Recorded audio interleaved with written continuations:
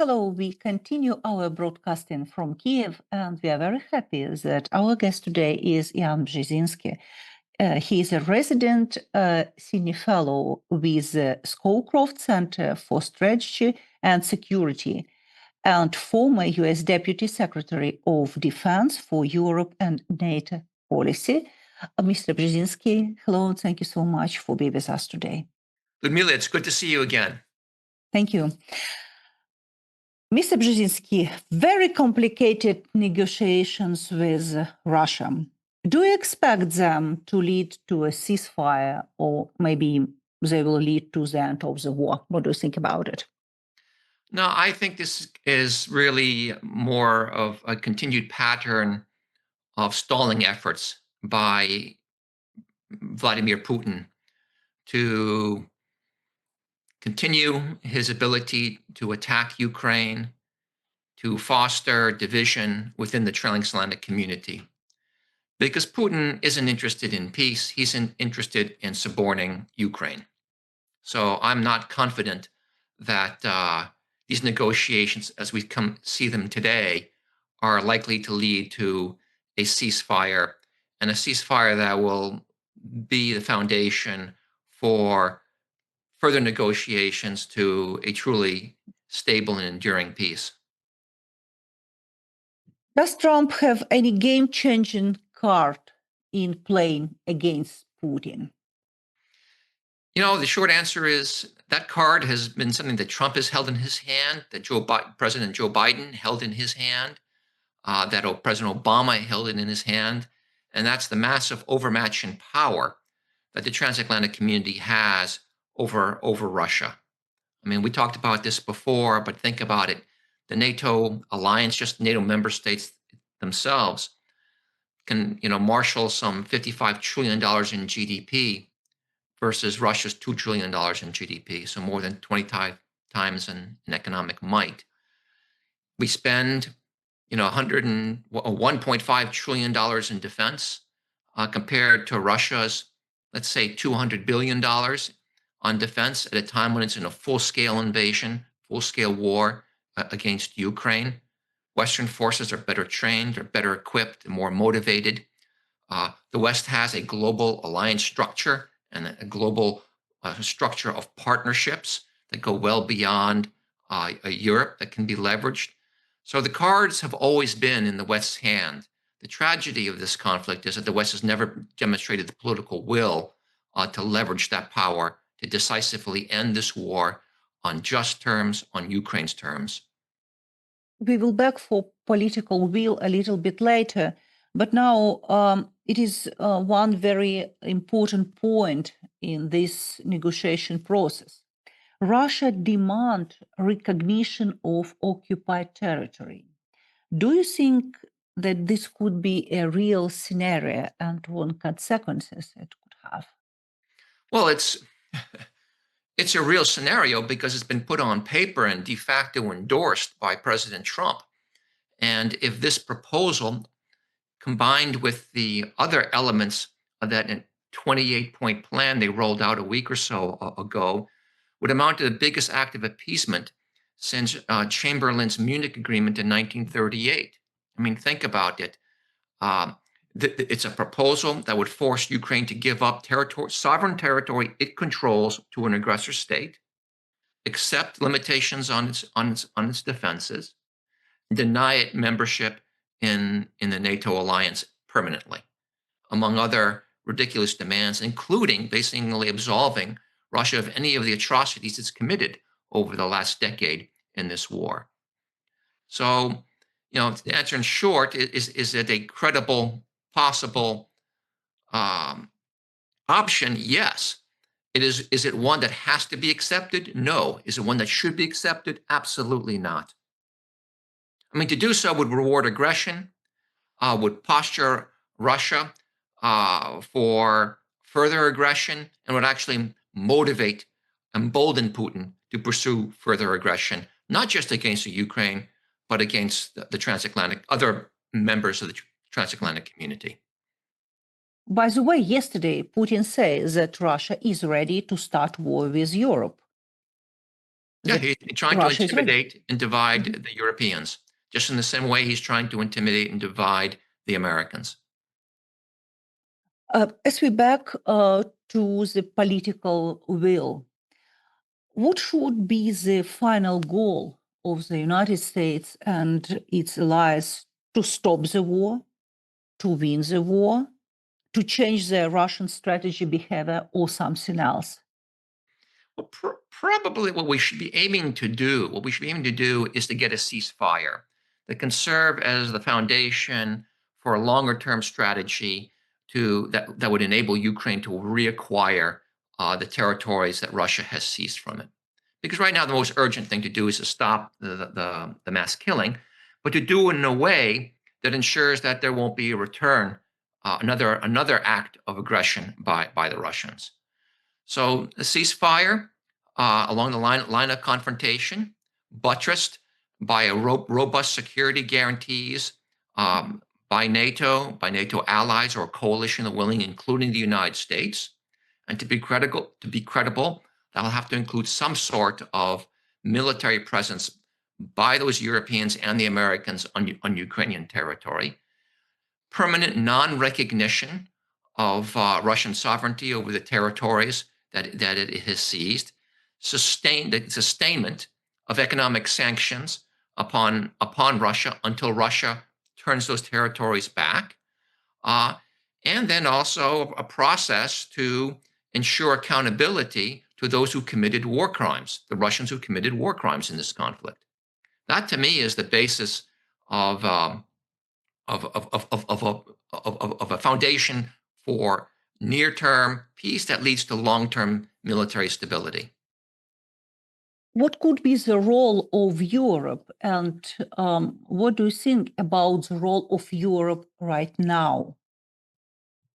Well, this is Europe's hour in many respects, because unfortunately, the leadership needed to leverage that overmatch in power that the West has against Russia is not coming from the United States.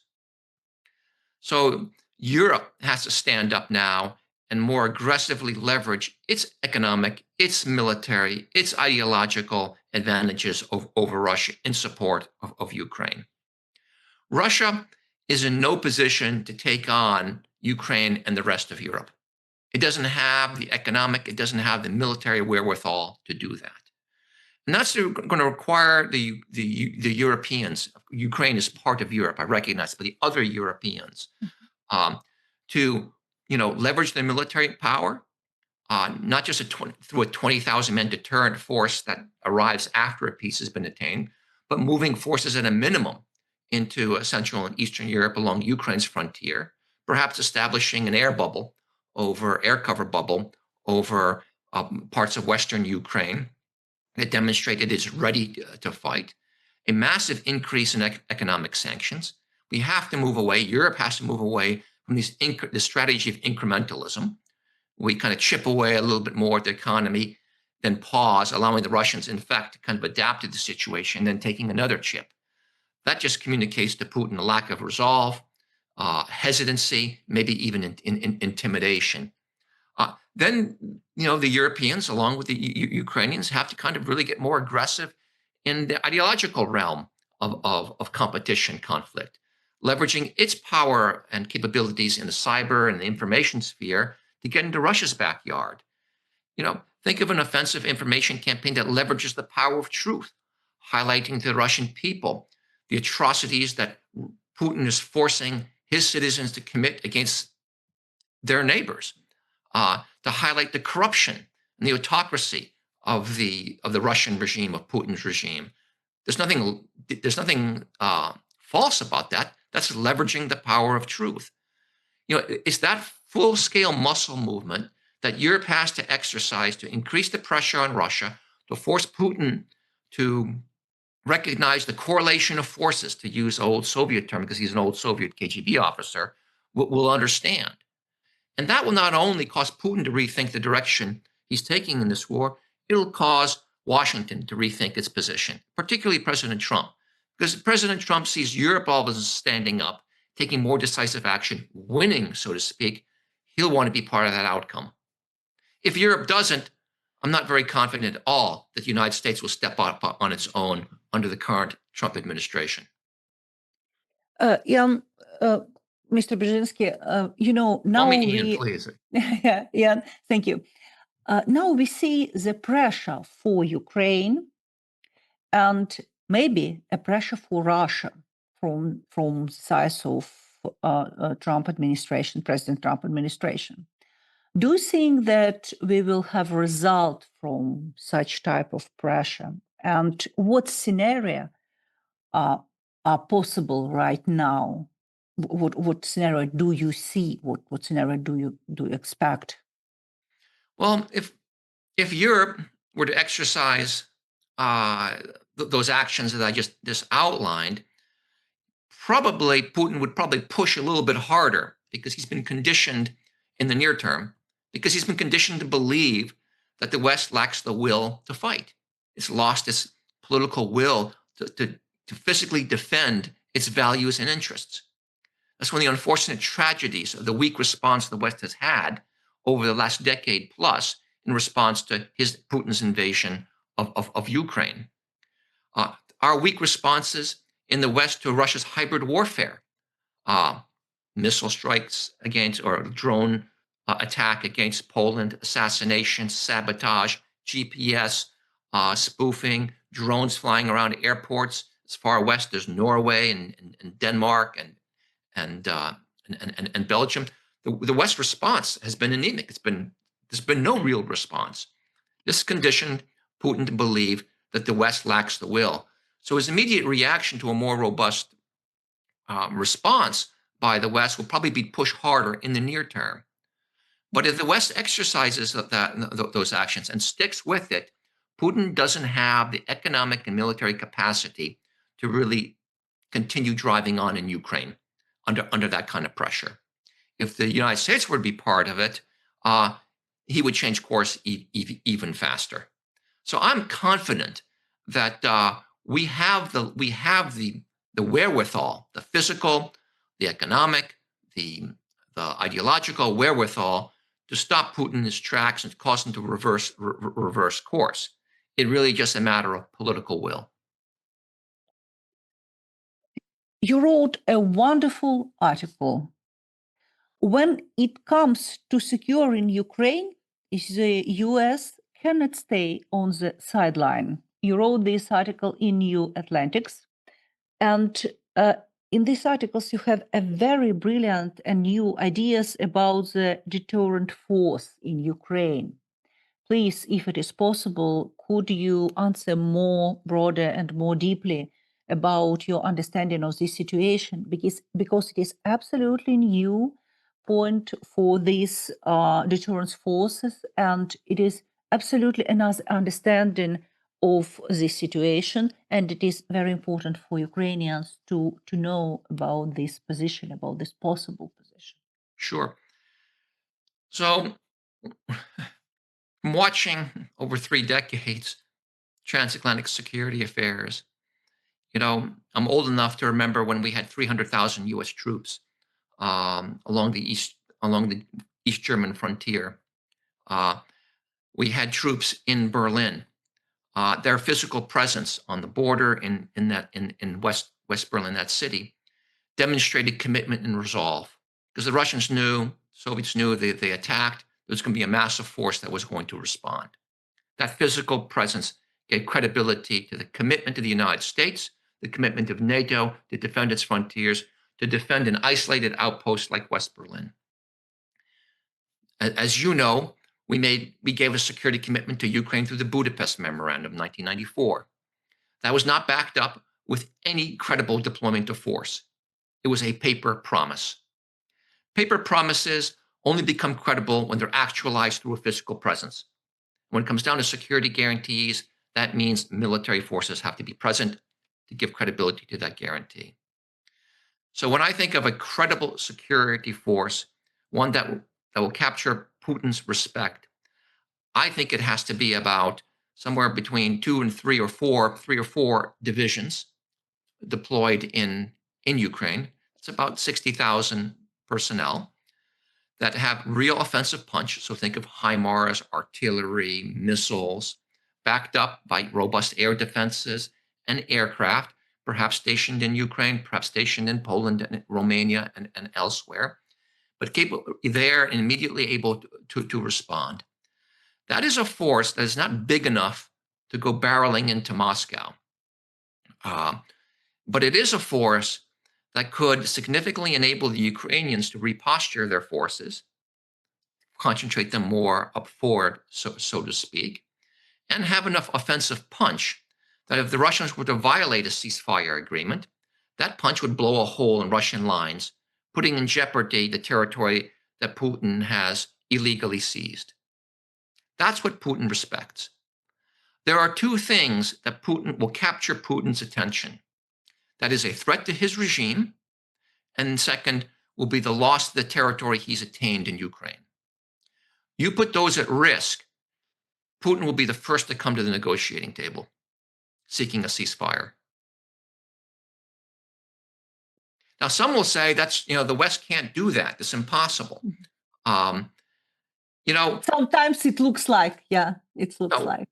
The way I look at it, has Europe, has the United States postured itself properly for this type of contingency? No.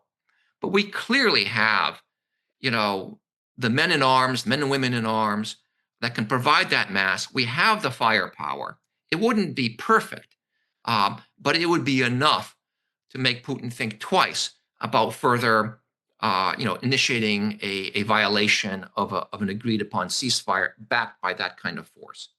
So it really isn't a matter of capability. It's a matter of political will. There are 2 million men in arms in Europe alone, not including Ukraine. So those forces can be mustered. It will be expensive. There is risk associated with it. It will be challenging for those militaries and those countries to sustain those forces, but it can be done. We did it, in essence, in the Balkans at a time when we had far less, threat to manage. That was Serbia. So Russia is more significant, but we were able to mobilize tens of thousands of troops for that mission. We can do it for Ukraine if we have the will. The leaders right now in the West just aren't willing to stand up and go to their peoples and say, we need to do this. They're not willing to go over and explain what's at stake.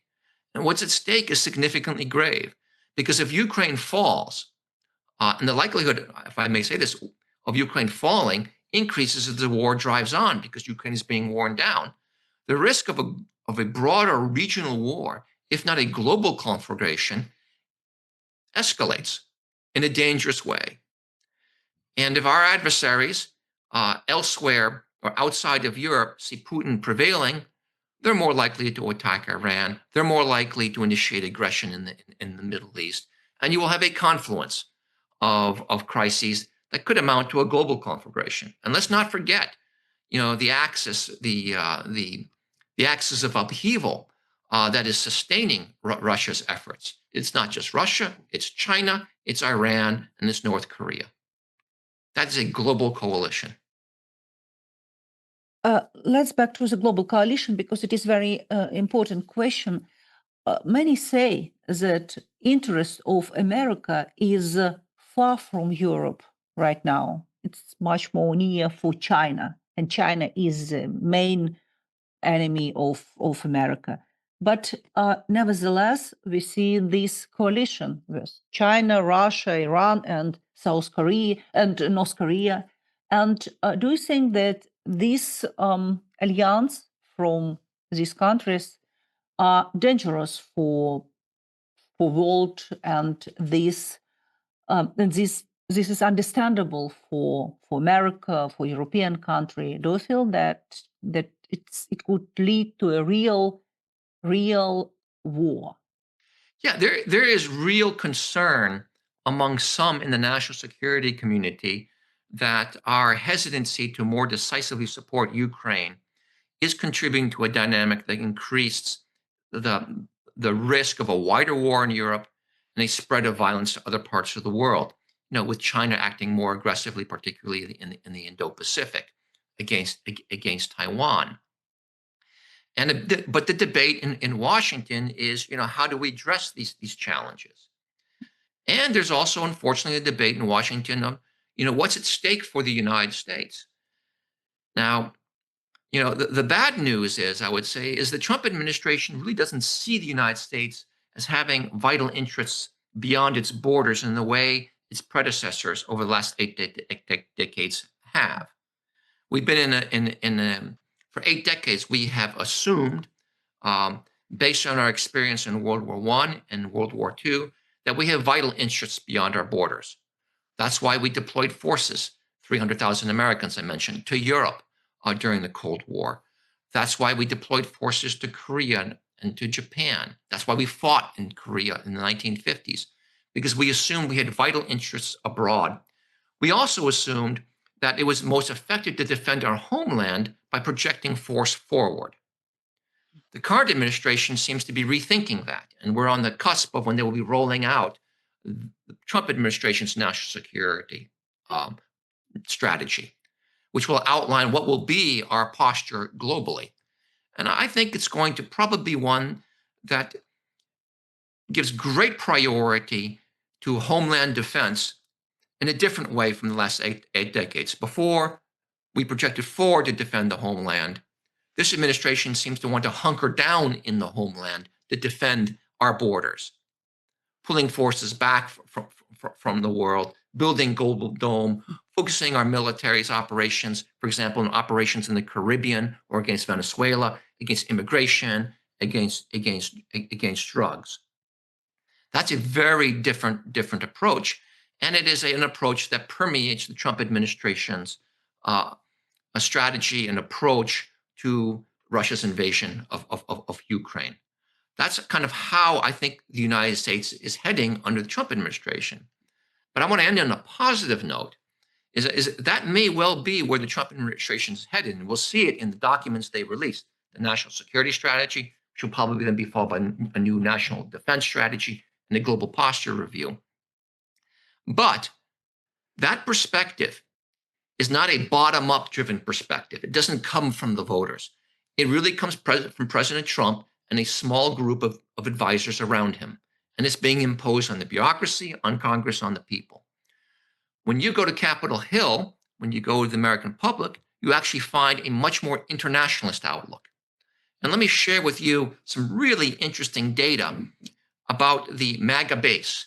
Those voters with the red hats that are so enthusiastic behind Trump in his campaigns, the men and women wearing those MAGA hats, those red MAGA hats. 71% of them, or 73% of them, believe that America should be engaged internationally, should be leading internationally. Mm-hmm. That's higher than Democrats, by the way, which is in the mid-60s. This is a Ronald Reagan Institute poll that they did in July of 2024 and July of 2025. And that degree of internationalism actually went up. 84% of them in the last poll believe America should have a values-based foreign policy. I should have the quote with me, but basically they believe America should be leading the effort to promote human rights, democracy, and rule of law. That's also unbelievable. higher. Unbelievable. That's the MAGA base. Uh-huh. When it comes to NATO, I think it was only 49% believe that NATO is a useful and important alliance that the United States should increase its commitment to. So 49% isn't a great number. But I have to say, somewhere between 65 and 70% of Americans writ large believe that NATO is important. Roughly around 70% of these Republicans want Ukraine to win. That was a poll that just came out. But when you go back to the MAGA base, a majority of them, I forget the figure, want Ukraine to win. 69% of them believe that if a NATO ally is attacked in Europe, like Estonia, the United States should be front and center in defending militarily that ally. And 56% of them, MAGA base, believe we should increase the U.S. military presence in Central and Eastern Europe.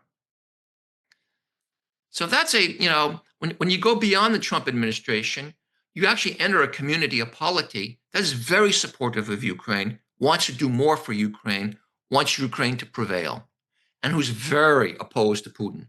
Putin has an approval rating of like 16%.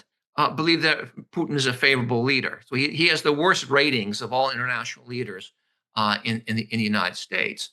So while one may have misgivings about Trump's approach to ending this war, one should always remember that behind him is a polity that's very supportive of Ukraine and wants Ukraine to prevail on its terms. Mr. Brzezinski, thank you so much for being with us today, and thank you.